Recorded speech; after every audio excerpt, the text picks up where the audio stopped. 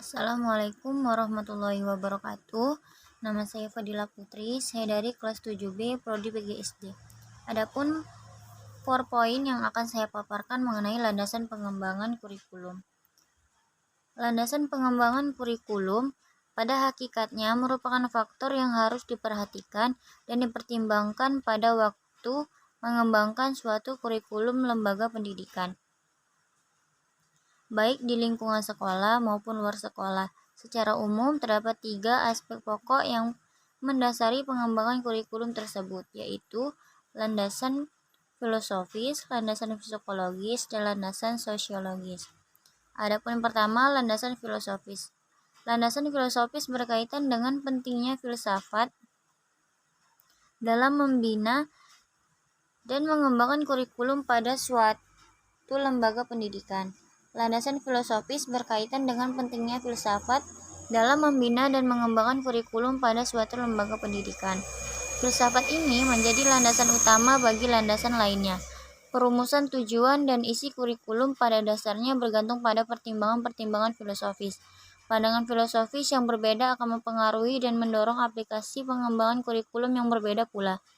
Landasan sosiologis dijadikan sebagai salah satu aspek yang harus dipertimbangkan dalam pengembangan kurikulum, karena pendidikan selalu mengandung nilai atau norma yang berlaku dalam masyarakat. Adapun 2 pendekatan dalam pengembangan kurikulum, yaitu pendekatan administratif dan akar rumput. Pendekatan administratif adalah suatu pendekatan dalam pengembangan kurikulum di mana ide atau inisiatif pengembangan muncul dari para pejabat atau pengembang kebijakan seperti Menteri Pendidikan, Kepala Dinas, dan lain-lain.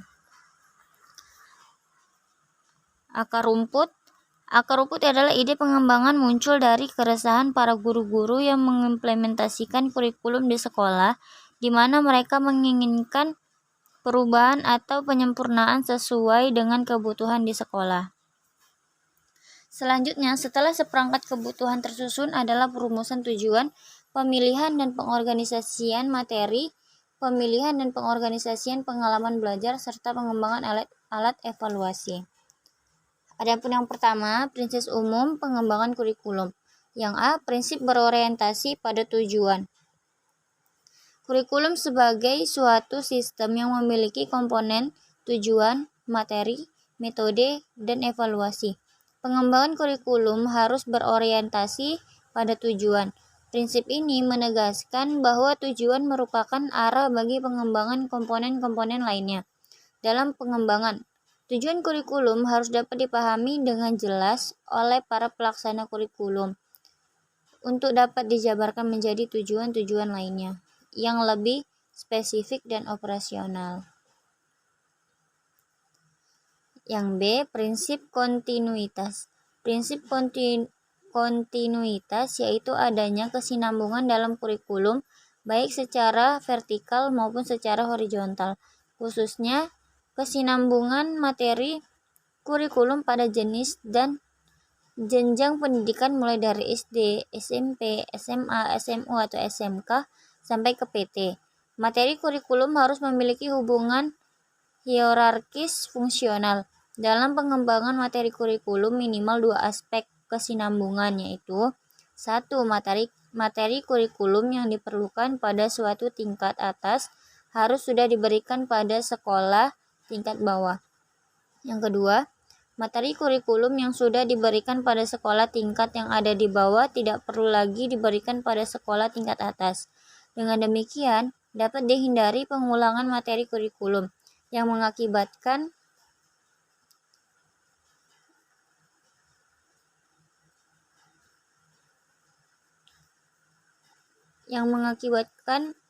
kebosanan pada siswa dan agar tidak terjadi tumpang tindih materi, dan untuk menghindari hal tersebut dapat dilakukan dengan cara menyusun skopi atau sekuensi. Yang C, prinsip fleksibilitas. Prinsip fleksibilitas artinya bahwa kurikulum itu harus lentur dan tidak kaku, terutama dalam pelaksanaannya. Dalam pengembangan kurikulum mengusahakan agar apa yang dihasilkan memiliki sifat luas, lentur, dan fleksibel dalam pelaksanaannya.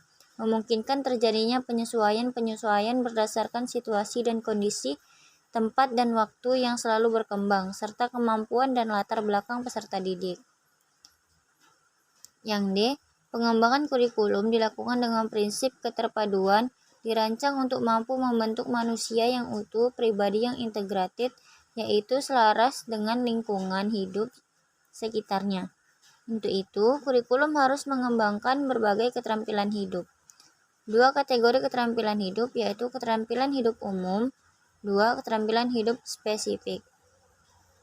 Yang kedua, prinsip khusus pengembangan komponen kurikulum. Prinsip khusus berkenaan dengan prinsip yang digunakan dalam mengembangkan komponen utama kurikulum, yaitu 1. Prinsip yang berkenaan dengan tujuan pendidikan. Yang kedua, ketentuan dan kebijakan pemerintah. Ketiga, mengenai persepsi orang tua atau masyarakat.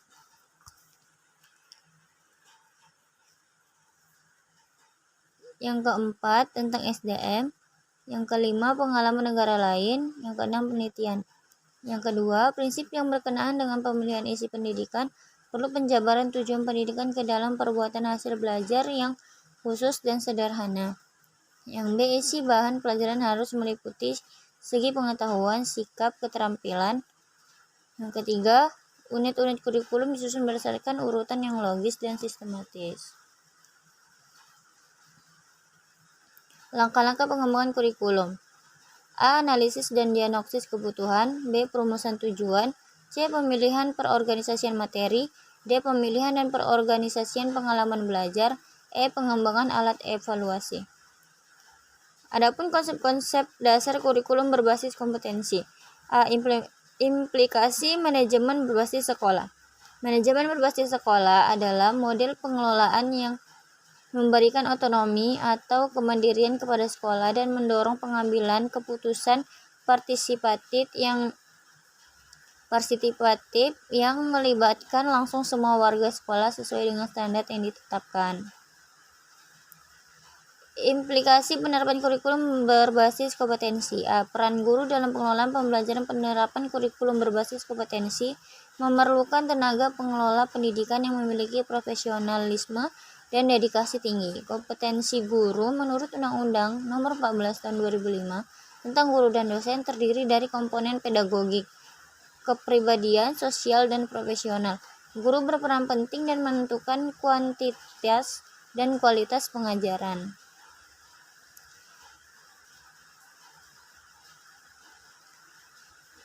B. Implementasi KBK melalui pembelajaran terpadu. Faktor mengajar yang perlu diperhatikan agar proses pembelajaran efektif. Kesempatan untuk belajar. Yang pertama, kesempatan untuk belajar. Yang kedua, pengetahuan awal siswa. Yang ketiga, refleksi. 4. Motivasi. 5. Keragaman individu. 6. Kemandirian dan kerjasama. 7. Suasana yang mendukung. 8. Belajar untuk kebersamaan. 9. Siswa sebagai pembangun gagasan. 10. Rasa ingin tahu. 11. Menyenangkan. 12. Interaksi dan komunikasi. 13. Belajar cara belajar pembelajaran terpadu. Menekankan pada kesatuan konsep sehingga memberikan kesempatan kepada siswa untuk mengembangkan kreativitas dalam menemukan ketertarikan antara bahan belajar. Masuk ke kesimpulan. Kesimpulannya adalah kurikulum merupakan rancangan pendidikan yang merangkum semua pengalaman belajar yang disediakan bagi siswa di sekolah. Dalam kurikulum terintegrasi filsafat, nilai-nilai, pengetahuan, dan perbuatan pendidikan. Kurikulum disusun oleh para ahli pendidikan atau ahli kurikulum, ahli bidang ilmu pendidikan, pejabat pendidikan, pengusaha, serta unsur-unsur masyarakat lainnya.